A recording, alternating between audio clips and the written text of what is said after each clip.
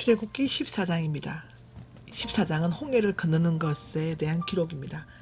이스라엘 백성은 이집트에서 해방되어 가나안 땅으로 향해 출발하였습니다. 그러나 그들은 노예로 삼으려는 바로는 홍해의 기적적인 사건에 의해 그 군대가 몰살을 당함으로써 처참한 실패로 끝나고 말았습니다. 그 기록이 이 14장에 기록되어져 있습니다. 홍해에 진을 치는데요. 1절에서 4절까지 기록이 그렇게 되어 있습니다. 여호와께서는 모세에게 말씀하신 것은 하나님께서는 출이집트로부터 가나안으로 향하는 모든 여정을 친히 주장하셨음을 나타내어 보여주고 있습니다. 모든 길로 되돌아가서 바닷가에 천막을 치라 2절에 나와 있죠. 하나님께서는 숲곡에서 에담으로 올라가는 이스라엘 백성을 다시 오던 길로 되돌아 남동쪽으로 가게 하셨습니다. 여기에 믹돌과 비하히롯, 바알스본의 위치에 대해서는 여러 가지 견해가 있지만 람세스의 동편에 있었던 것만은 틀림이 없습니다. 아마도 하나님께서 이렇게 하신 것은 바로의 군대로 바다로 유인하기 위함이었을 것입니다. 여기에 바다는 홍해입니다. 홍해의 위치에 대해서는 여러 가지 견해가 있지만 그 스에반만 홍해의 북쪽 지류에서 이집트와 시내 반도 사이에 있는데요. 북쪽 끝에 있었을 것입니다. 그 이유는 스에즈만에서는 갈 데가 없고 스에즈만 북쪽 끝에 비아히롯과 믹돌보다 남쪽에 있으며 또한 이스라엘 자손이 진 장소는 습지였으며 이스라엘 백성은 바다로부터 또는 동남쪽 수루 강야에 즉 에담 강야로 갔기 때문입니다. 그곳은 시내 반도 북서쪽에 있습니다.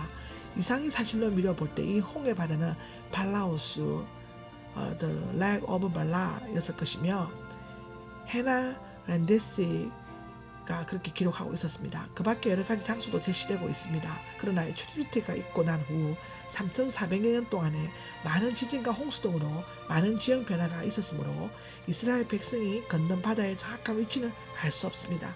그러나 분명한 것은 그 바다는 갈 때만 있는 얕은 바다가 아니라 물벽이 양쪽에 서고 이집트의 말과 전차 군인들이 빠져 죽었을 만큼 깊고 넓은 바다였다는 사실입니다.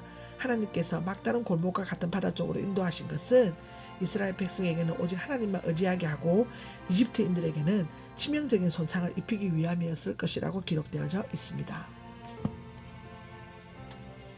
바로가 지쳐온다는 기록이 5절에서 14절까지 기록되어져 있습니다. 바로를 비롯하여 이집트인들이 장자를 잃고 깊은 슬픔에 빠져있는 틈을 타 이스라엘 백성들은 재빨리 이집트를 벗어났습니다. 장자 죽음의 재앙이 있고 난 후 바로는 급히 모세를 불러 떠나가라.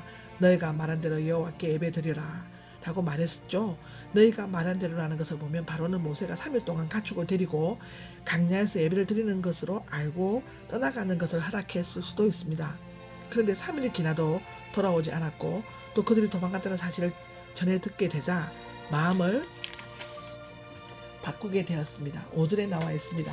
바로와 신하들은 이스라엘 백성들의 60만 명의 노동력이 그들의 경제에 절대 필요하다는 것을 잘 알고 있었으므로 다시 붙잡아 들려고 했습니다. 또한 바로는 10대 재앙을 겪으면서 온갖 고통과 수모를 겪었을 뿐만 아니라 장자 티오를 읽었고 또 신으로 경배받던 자신의 권위와 자존심이 엄청난 상처를 입었습니다. 더욱이 그들은 이스라엘 백성이 광야길에서 헤매다가 오던 길로 되돌아갔다는 것과 바다가 앞에 가로막게 막다른 지역에 진을 쳤다는 것을 알고 추적하기로 결심했던 것 같습니다. 그러나 실제로 이 모든 것은 하나님께서 바로의 마음을 완곡케 함으로써 바로와 그의 군대로 말미암아 영향을 받게 되고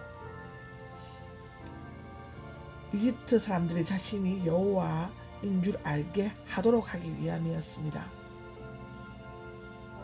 악인을 벌함으로써 자신이 전능하신 역사의 주관자 만왕의 왕이심을 알게 되고 하신 것 같습니다. 여호와는 영원 자존하시고 언약을 이루시는 분인 줄을 우리는 알고 있습니다. 아멘.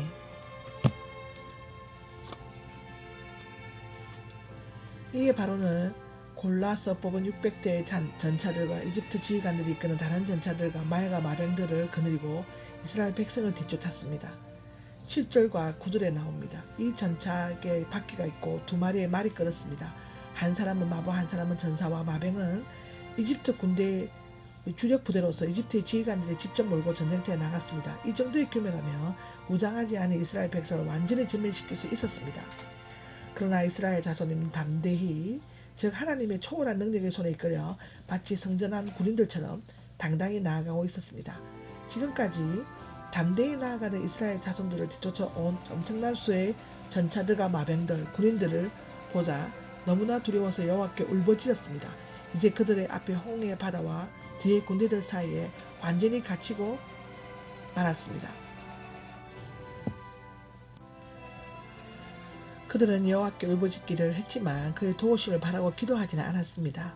그들은 자신들의 기적적인 이집트에서의 인도에 내신 하나님의 은혜를 잊어버리고 이집트는 더 나았을 것이다 라고 11절 12절에 기록되어 있습니다. 온갖 불평과 악담을 퍼부었습니다. 놀랍게도 그들에게 가장 위대한 구원의 순간이 찾아왔을 때 하나님의 백성은 불신앙과 공포로 가득 차 있었습니다. 참 슬픈 일입니다. 모세가 백성들에게 말했습니다. 두려워하지 마십시오. 사람이 두려워하는 것은 하나님의 뜻과 그 능력을 믿지 못하기 때문이라고 10절에 나와 있습니다. 하나님의 예전의 섭리와 온전한 사랑을 확신하게 될 때 두려움을 내어 쫓을 수가 있습니다.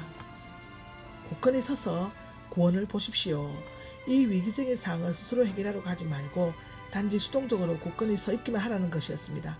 하나님께 대한 전적인 신뢰가 없이는 위기의 순간에 굳건히 서 있을 것은 사실상 불가능합니다. 이러한 자세는 출렁이는 물길을 보지 않고 오직 예수님만을 바라볼 때 가로막힌 홍해와 막강한 이집트 군대를 바라보지 않고 하나님의 능력의 손길을 바라볼 때 가능한 일입니다. 여호와께서 말없이 가만히 있기만 하면 됩니다. 여호와께서 친히 싸우시는 전쟁을 거룩한 싸움, 여호와의 전쟁이라고 불렀습니다. 지금 이스라엘 백성들에게는 이집트 군대에 맞서 싸울 만한 군사력이 없었을 뿐만 아니라 홍해를 건너 도망갈 방법도 없었습니다. 이제 이스라엘 백성이 할 수 있는 한 가지 방법은 살아계신 하나님을 믿고 의지하는 길밖에 없었습니다. 말없이 가만히 있다는 혀를 깨물다, 침묵하다, 귀머거리가 되다는 뜻인데요. 더 이상 떠들거나 불평하지 말고 하나님께 온전히 맡긴 후 조용히 기다리는 뜻입니다. 이 말은 창세기 34장 5절에 나와 있습니다. 아멘. 홍해를 건너가라는 명령은 이집트 군대가 뒤쫓아왔을 때 하나님께서는 이스라엘 백성을 홍해를 건널 수 있도록 하기 위해 구체적인 준비를 시켰었습니다. 여호와께서 모세에게 계속 나아갈 것과 지팡이로 물을 가르치도록 명하신 게 15절 16절에 나와 있죠. 너는 왜 내게 부르짖느냐는 여호와께서 모세가 부르짖는 기도를 다 들으셨으므로 이제는 이스라엘 백성에게 계속 나아가라고 말한 것이었고 기도의 응답은 실천의 행동으로 나타나야 합니다. 믿음은 앞만 바라보고 계속 나아가는 것이었습니다. 히브리서 11장 29절에 나와 있습니다. 그리고 지팡이를 들어 올려 물을 가르라고 명하셨고 그러면 바다를 건너갈 수 있게 될 것이었습니다. 지금 죽느냐 사느냐의 절박한 상황 가운데서 위의 세 가지 명령의 말씀은 참으로 믿기 어려웠을 것입니다. 참으로 믿는 자에게는 믿는 그대로 모든 것이 이루어진다고 하여짐을 믿습니다. 아멘. 마태복음 8장 13절, 21장 22절에 기록되어져 있습니다. 여호와께서 이집트 군대를 물속에 넣은 것을 말씀하신 것은 17절 18절입니다. 먼저 여호와께서 이집트 사람들의 마음을 완곡케 하실 것입니다. 강제적으로 그들의 마음을 완곡케 하신 것이 아니라 완고하게 된 이집트인들의 마음을 완고한 그대로 내버려 두었다는 뜻입니다. 이집트 군대는 갈라진 홍해 안으로 들어가 몰살을 당하게 될 것이며 그로 말미암아 여호와께서는 영광을 얻으시고 자신이 여호와이신 줄을 알게 될 것입니다. 구름 기둥으로 이스라엘 진과 이집트 군대 사이를 갈라놓으셨습니다. 19절 20절에 나오죠. 지금까지 이스라엘의 진 앞에 서서